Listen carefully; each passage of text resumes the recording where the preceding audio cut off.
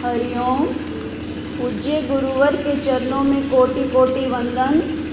गीता भवन में आए सभी प्रभु भक्तों को मेरा सादर प्रणाम। गीता गीत है गाले जन्म क्यों खोता है, कर मोहन की याद जाग क्यों सोता है। हमने उधार धर्म को पकड़ रखा है और नगद धर्म को छोड़ते चले जा रहे हैं। बजाय पाठ करने के थोड़ा पढ़कर उस पर अमल करने की कोशिश करें तो हमारा बेड़ा पार न हो जाए। श्री गीता जी के जितने भी विषय हैं सब के सब गंभीर होने के साथ साथ दिलचस्प भी हैं। अगर हम इनमें से एक को भी अपना लें तो अवश्य ही हमारा कल्याण हो जाएगा। कैसी भी परिस्थिति आए समय पर जो ठंडा रहे वो ही ब्रह्म ज्ञानी है। इसको ठीक करो ना, आवाज़ खराब, बीच में धम होता था। कैसी भी परिस्थिति आए समय पर जो ठंडा रहे वो ही ब्रह्म ज्ञानी है। हमारी रहनी से ज्ञान छलकना चाहिए, दुखी नहीं होना। हमारा आदर्श ही सब कुछ है। एक व्यक्ति के पास 2 हीरे थे। वो कहता है कोई बताए इनमें से कौन सा असली है और कौन सा नकली है।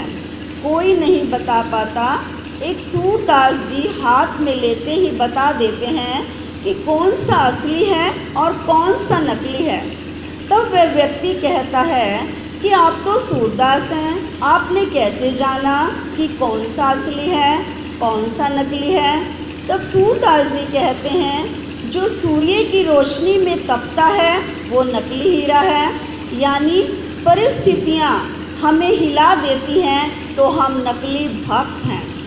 अपना दुख सताए तो हॉस्पिटल का चक्कर लगा कर आओ, देखो कि दुनिया कितनी दुखी पड़ी है। ज्ञान समझो, उठाना क्या है छोड़ना क्या है। बैंक में चाहे थोड़ा पैसा भी जमा करवाओ तो भी ब्याज के साथ वापस मिलता है। इसी तरह प्रभु मार्ग में किया गया पुरुषार्थ भी सवाया होकर ही मिलेगा। कोई हमें थाली दे तो हम उसको बढ़ा कर देते हैं, तो क्या प्रभु हमारे पुरुषार्थ का फल रखेंगे? भगवान अकर्ता है, हमारे कर्म ही हमें फल देते हैं।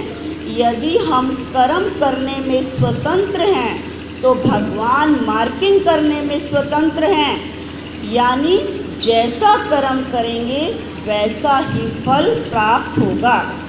जो जैसा भाव जगाए वो वैसा ही फल पाए।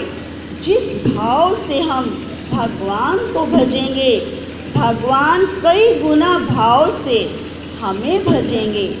हमारा धर्म है मुस्कुराना, हमारे मुस्कुराने से कर्म कट जाएगा। सत्संग का फल, एक सत्संग में यह बताया गया कि ब्रह्म मुहूर्त में उठो, अतिथि की सेवा करो और क्रोध करने में जल्दी ना करो। राजा भी सत्संग सुन रहे थे। अगले दिन उन्होंने पहला वचन अपनाया कि राजा ब्रह्म मुहूर्त में उठे, घूमने निकले। आगे देखा कि एक बुढ़िया किसी को बता रही थी कि यहाँ का राजा है तो अच्छा, पर वो 2 दिन बाद मर जाएगा। एक सांप आएगा और उसे काट खाएगा।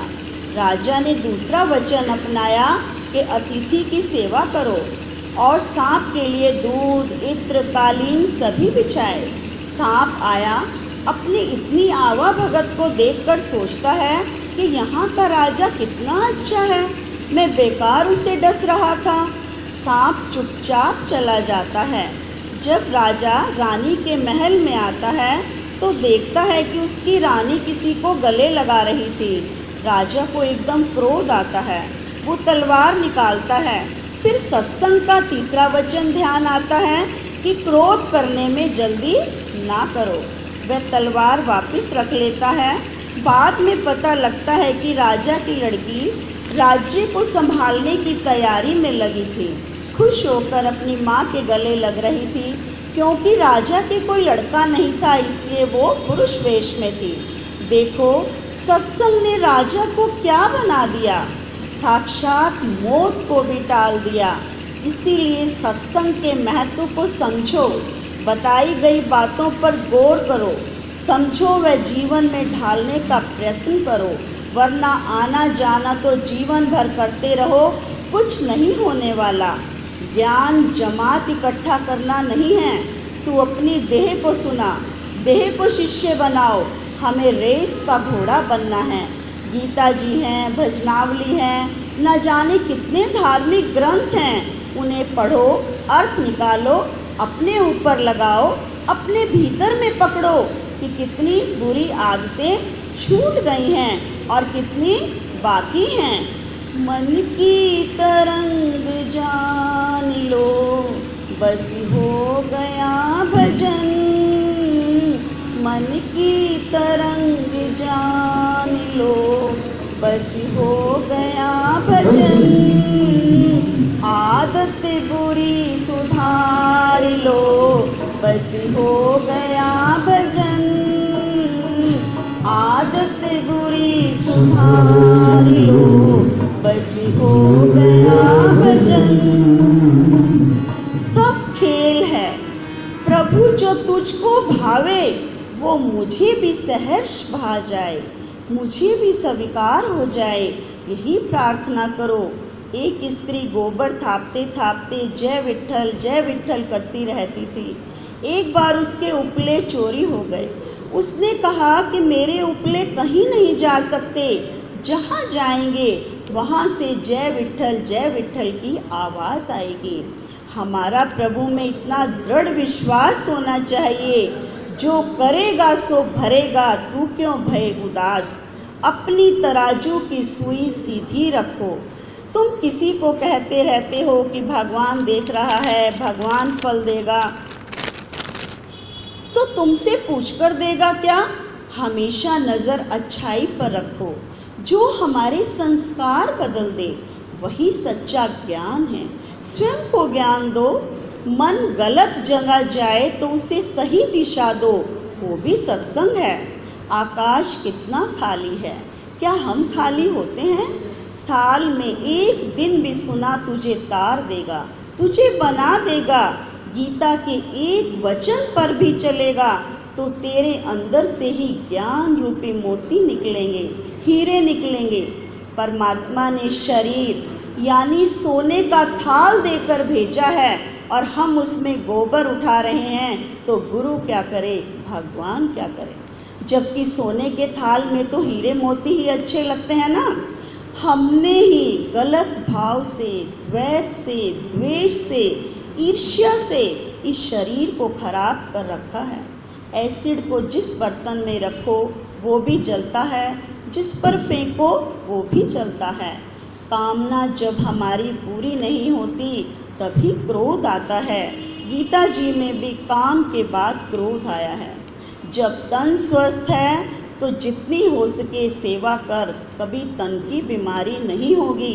जब मन प्रसन्न है तो सुंदर सुंदर विचार लाओ, कभी मन की बीमारी नहीं होगी। मोह वाले गिफ्ट क्या देते हैं? आंसू। जिसका मन पाप रहित, छल कपट रहित है, वो मोक्ष में जाने योग्य है। जीते जी स्वर्ग में रहना है तो छोटा बन जाओ, जो छोटा बने सो हरि को पाए। और अंत में गुरुवर से प्रार्थना करेंगे। बरसा सतगुरु सुख बरसा, आंगन आंगन सुख बरसा। बरसा सतगुरु सुख बरसा, आंगन आंगन सुख बरसा। चुन चुन कांटे नफरत के, प्यार मन के फूल खिला। चुन चुन कांटे नफरत के, प्यार मन के फूल खिला। बरसा सतगुरु सुख बरसा, आंगन आंगन सुख बरसा।